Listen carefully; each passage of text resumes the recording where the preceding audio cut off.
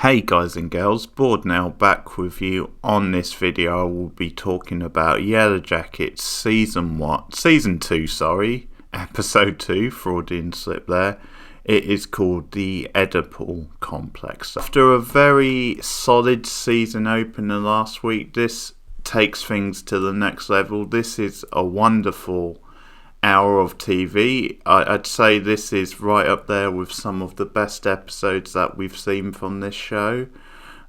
I'd probably say I would maybe put it second after Doom Coming from last season. That real standout from season 1. Haunting, very atmospheric at times, and some strong character stuff. Also some good links to the past and some more questions answered. Track back on something I speculated on last week, because I suggested that maybe Crystal and the other newbies that we saw in the cabin weren't really there, or like certainly Crystal might not be there because of her scene with Misty. Some evidence that could be wrong in this one, because when they're all sitting in the cabin, they do feel like a bit more part of the group, like they are sitting with the others.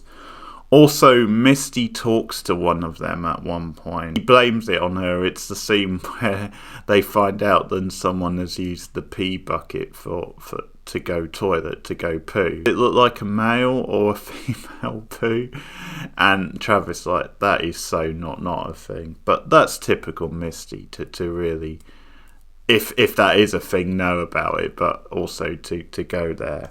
And it's partly an excuse for Taissa to go outside and get rid of the poo, which leads to something else happening. But yeah, Misty blames it on this new girl. Could be really there, but there's always a reason for that.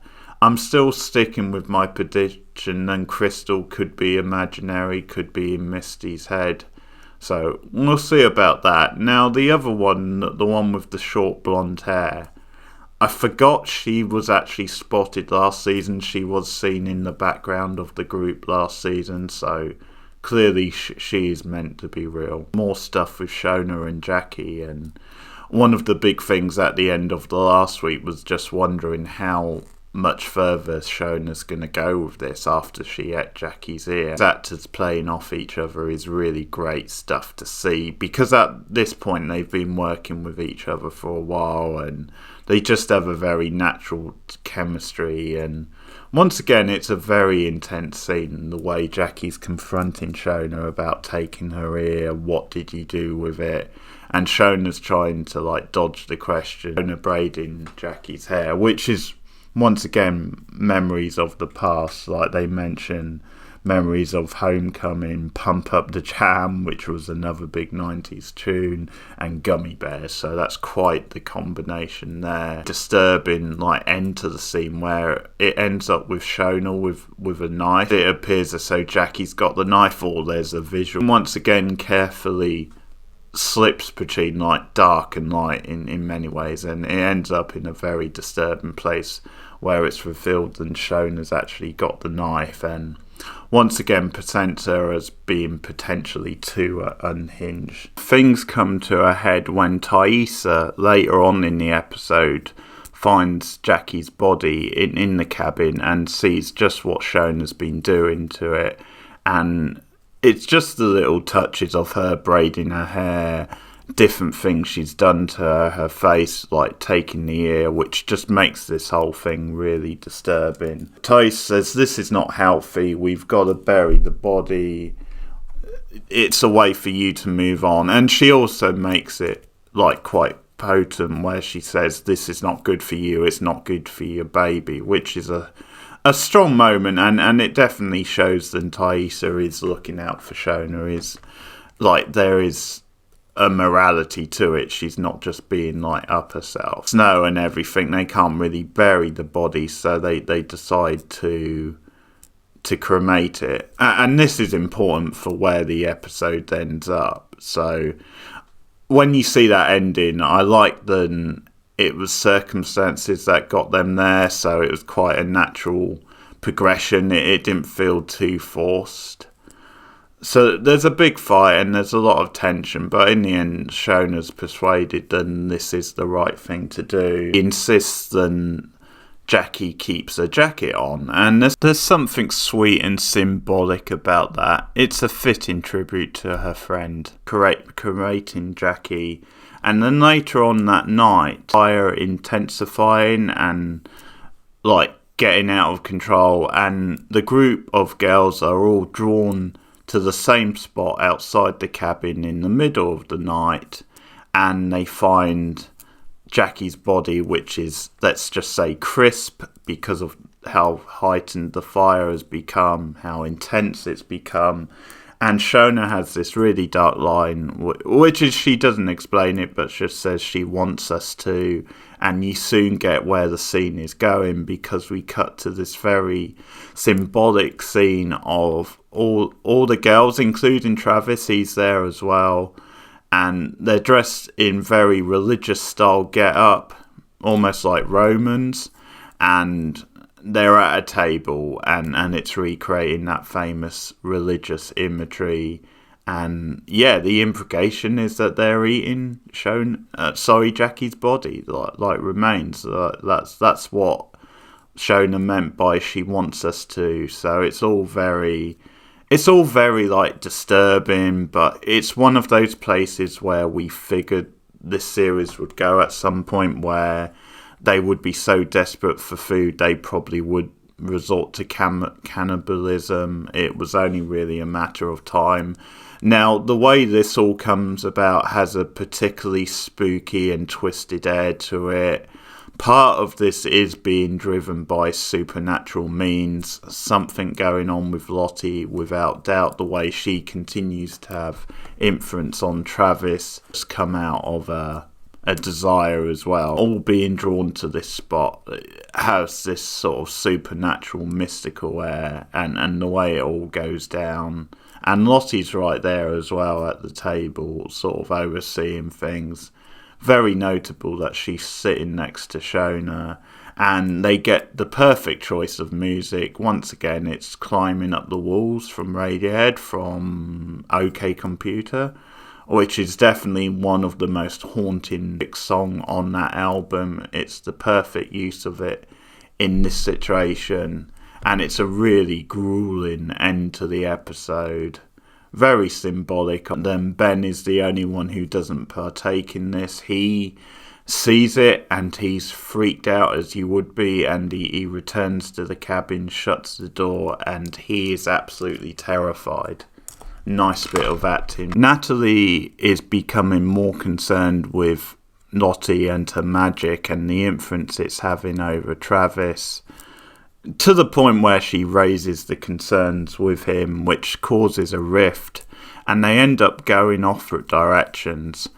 And this is a very interesting moment for Natalie, because she is so concerned about this obsession he has stuff with Javi, his determination that Javi is still alive, and because she can't really talk him around any other way, she hatches this plan, which is to make it look like Javi's basically dead, because she shows him some of Javi's clothes with blood on, and says she found it hanging from a tree, and then went a bit further to look for him, but he wasn't anywhere to be found. Lying, because we see her back in the cabin get something out of a suitcase, and she rips it up, so a bit of clothing, and she cuts herself and puts the blood all over it to make it look authentic.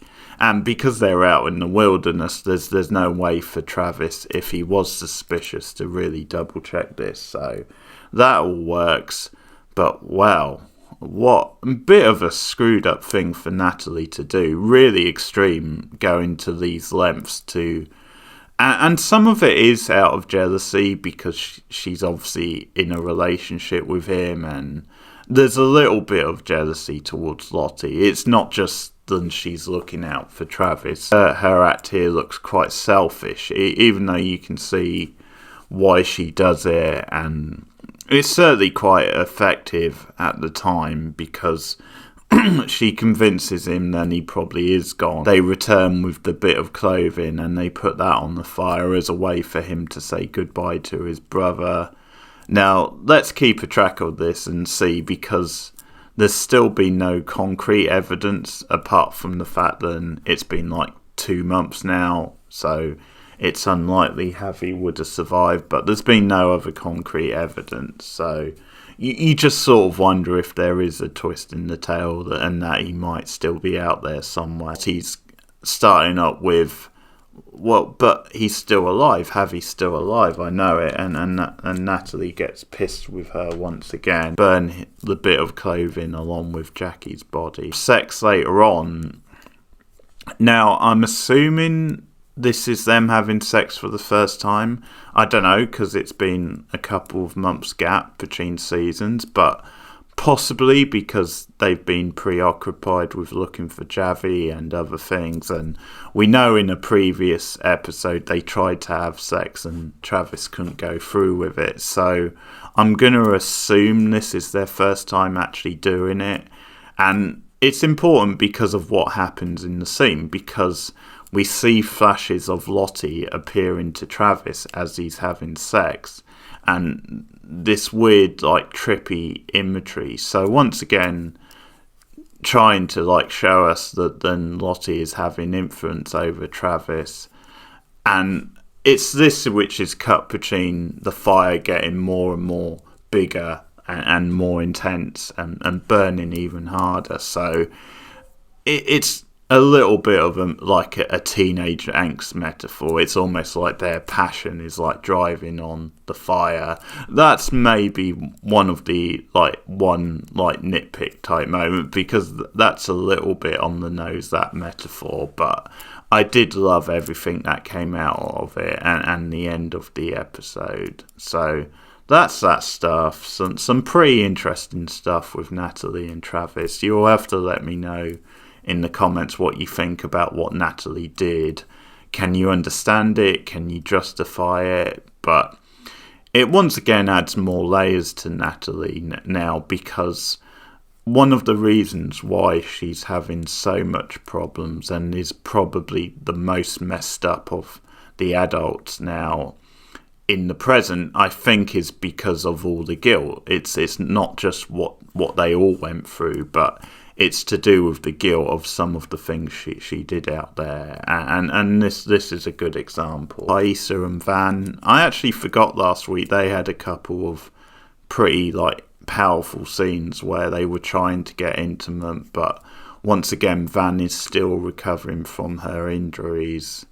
And this season is doing a good job of really building their relationship once again, because Thaisa sleepwalks in this episode, and it's when she goes outside to get rid of the poo, and she sees the dark man again, the man in black clothes, which we've seen in other episodes, who seems to be the guy who represents the in-between life and death. Sleepwalking and is about to go off a cliff before Van saves her. Van gets there just in time, saves her, and they start talking. Now Van has this suggestion to talk to Lottie because of how he's been helping Travis, and Thaisa is against this. She wants no part of this. She's not much higher on Lottie than Natalie is, and make sure that Thaisa's not going anywhere that night. She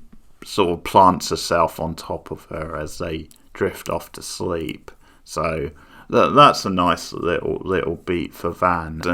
And I'll start with Misty, actually. Now, there's not that much more of her trying to find Natalie in this episode. Maybe she's still formulating a strategy, but we do get a bit more of Walter, including his voice and a natural appearance from Elijah Wood. I sort of like that they build up quite nicely to his actual appearance, but he does a great job with those voice scenes, because once again they're speculating about Adam, using reactions from Misty, again reacting to these posts on these forums. Like, cause when he's suggesting little things about Adam, she has this funny moment where she's about to post back, like, about don't send us on a goose chase, but the gag is she forgets, like, wild goose as part of the phrase, so she then comes back and edits it with the word wild, so that is so Misty before posting it. But yeah, there's stuff going on where Walter later on sends a letter to, not just to Misty, but I'm guessing the others in the citizen detective groups. And he seems to have information then someone connected to the Adam case is going to be interviewed by the FBI. But I just love that scene because at the end of the letter, he teases then it's a Mission Impossible. Like, he references Mission Impossible, this letter will self-destruct in. And he starts counting down and says, no, only joking. So I love that he ends a letter like that. He also refers to Misty as Agent Quigley, which I absolutely love as well. But the appearance from Elijah Wood in this episode is that he shows up home where Misty works. And it's a really good scene because he comes in with his mother, who he's putting into the home, or who we think is the mother. I'm just going to say that. One thing he does is then the woman who's showing them around, he starts questioning what about the standard of the nurses around here, like bringing that into question. And he does it within earshot of Misty, which definitely gets her attention because of course it does. And she then goes to look at the file of this new intake. But it's a great little scene between the two of them where you just get like eye contact, and Walter, who definitely you've got to think maybe he did that on purpose, like within earshot of Misty. Or maybe he's like feeding her something, like some sort of clue, teasing these two actually appearing together in a scene and working together. We're like building up to that. This is the closest we get to it this episode, but it still hasn't quite happened. So I'm going to predict episode 3 we will get the first proper scene with them working together. Actually, I guess that's the biggest stuff in the present, because she is on Lottie's retreat, farm, whatever you would call it, this place where they do the cult thing. And so Lottie is like explaining to her, she tells her, we only kidnapped you for our own good, and she explains it's around the time Travis died. We were just worried about how you would be doing and that you might take your own life. It does question why it took them so long to do it. It could be Lottie bullshitting her. That might not be the motivation at all, but this is what she tells her. Like, Natalie questions the whole thing with the big guy, the naked guy who they were putting into the ground as part of this weird trippy ceremony last episode. And Lottie says it's just part of like his healing, his spiritual well-being to do that. But the big stuff is the message from Travis, of course, and this answers some questions from Travis's death. Well, it answers the main questions, but that's assuming you believe Lottie, because she explains that Travis came to her on that night, worried about the past, worried about what happened there, and about the whole spiritual side of it, and getting to the bottom of that, worried that something similar was going to happen to him. He gave her bank details, and that's why she used his bank details. That's how she got access to them. Also says that he told her that he sent the letter or he did the note for Natalie. But then she says in the middle of the night he'd slipped away, and she tracked him to the barn. And according to what Lottie says, Travis was going to pretend to commit suicide as a way to draw the spirit out, and that she was supposed to press the button to stop it at a certain point, because it's one of those electric type things where he's up on the wire, presses it, it's not working, it's malfunctioned. according to her story, and that's how he ends up dying. But the way she paints the picture is he laid out everything to make it look like it was like ritual. She just says it was an accident, and Natalie's like, well, there's something you're not telling me. Of Laura Lee appears to Lottie in the past with Travis, and that she absolutely freaks out. Laura Lee appears to her. Now, is it significant then it's Laura Lee, or could it just be anybody? Is it just this spirit like coming after her? I think it could be significant then it's Laura Lee, especially with some of the other religious symbolisms and ideas in the show. It's a very scary scene also as well. Pretty decent CGI on Laura Lee, I'd say. Not too bad. So, once again, it answers some questions. It does a nice job of answering them, but like Natalie, it's debatable how much of this stuff with Lottie you believe. And we see Natalie having further reactions throughout the episode where she's like haunted by the past, and things start to flash up with her. Issa in this episode is then at one point Sammy comes to her. He shows up at her home. She calls Simone. Simone gets there. Thaisa has fallen asleep, and Sammy's not there, so they figure he's run away, he's left. So that they go to find him, and then Simone gets a call from the school with the teacher concerned saying, he's been here for 2 hours, what are you doing? You need to pick him up.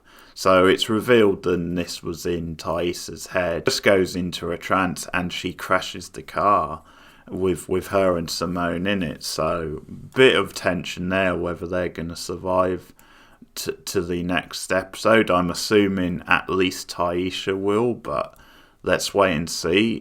I could see them maybe killing off Simone because it'll add to the trauma for Thaisa and add to the drama there. Also, it kind of brings the Sammy issue into focus. Like, will Thaisa do the right thing by Sammy? So, you could definitely see them killing someone like Simone off. So, let's look at the Shauna stuff. I'll say a little bit because we get more of Callie in this episode. And some of this stuff, I was a bit, do we really need more of Callie? Like, do we need another character? Like, getting more of her and the drama, but I'd say the actress does a good job, and they've definitely cast her well. Like, she definitely looks like Shauna's daughter, but the actress and the character like does have a little bit of a personality also. Breaks up with her boyfriend in this episode, which was set up last time, but the line about like him, my mum wants to know if we want chocolate chip pancakes, which sound really sweet, I've got to say. But then she walks and says, well, no, because we're breaking up. It's good stuff. But and then the big scene later on is that Kevin comes over to ask her about her and Adam and their connection. And she's forced to admit that they had a fender bender, but claims she hasn't really seen him since then. Kevin says, well, what about all the texts between you two? And Shauna then claims that, yeah, we had a bit more contact because he was being a bit of a douche over, like, paying for it and settling up the fender bender.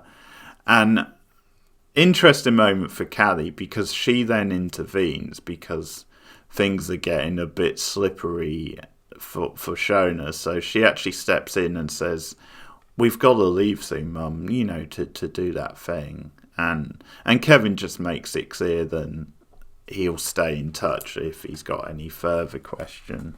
But after he leaves, like, Shauna or Callie says to her mum, why would you lie about that? Why would you lie about Adam?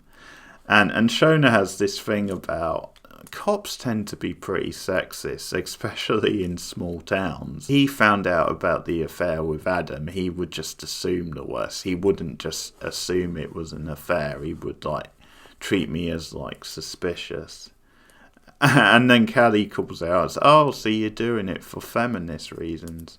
And Shauna's like, well, no, I'm actually doing it for your father because he doesn't need to know then I had this affair, or he doesn't need it coming out into the nice little twist, because Callie and her friend is at a bar later and she starts flirting with this older guy, and the only big thing she reveals is then Shauna was having an affair with this guy. Turns out this guy is a cop or detective who works with Kevin. Vilden, he followed Callie to the bar to plant himself and try to get information. And so that's a bit more closer to them getting to the truth, because he finds out that Shauna and this guy was having an affair, and I think they're putting two and two together and assuming it was Adam. So that was actually quite a nice reveal, because I was wondering where that stuff with Callie was going. But I will say, once again, they've cast the actress playing Callie very well, and she was good in her scenes in the episode. It's like they've given her a little bit more meat, rather than just being a stroppy teen-style character. So, yeah, that's the latest Yellowjackets. I absolutely loved this one. It really came on a lot from last week's episode. And like I said, I think it is one of my favourite episodes. The ending just nailed it so much. So, let me know your thoughts on this episode in the comments below. Like and subscribe as always. Share me out on social media. If you want to support the channel monetarily, you can do at patreon.com/borednow for just $1 a month. And look out for my other TV reviews and also film reviews. Me and Rachel McDonald do a regular horror movie podcast. So if you want to check out some of that stuff, I'll be back with more Yellowjackets next week. See you guys later. Either way you turn, I'm either